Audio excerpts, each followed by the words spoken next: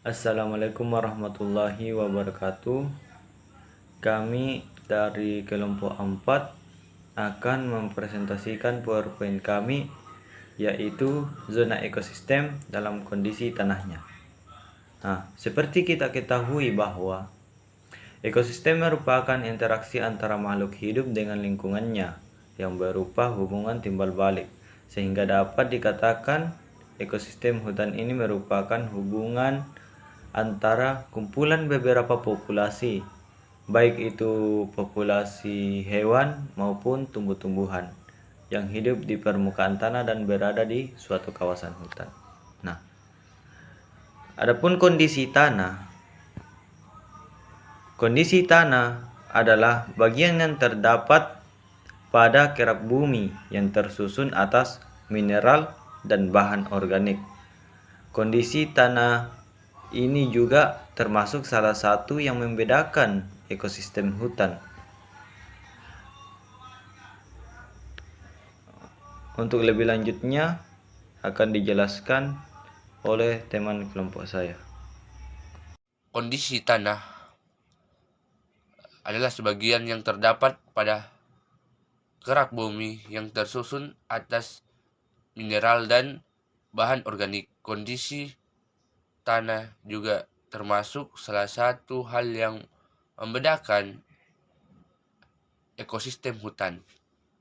Bismillahirrahmanirrahim. Assalamualaikum warahmatullahi wabarakatuh. Perkenalkan, nama saya Jumriyani. Baik, saya akan melanjutkan materi yang teman sudah baca, yaitu hutan rawa gambut ataupun patchwork forest. Adalah jenis hutan yang tanahnya berupa hutan gambut.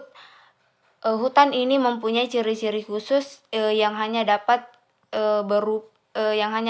kita ketahui pada hutan ini. Nah, untuk mengenal lebih jauh mengenai hutan ini, adapun ciri-ciri hutan rawa gambut.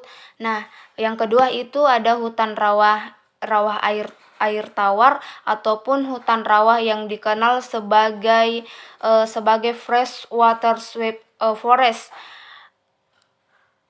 Hutan keran gas atau hutan health forest. Oke, assalamualaikum warahmatullahi wabarakatuh. Perkenalkan, nama saya Subhan. Namun saya di sini akan menjelaskan tentang jenis-jenis tanah. Namun jenis tanah ini ada 10.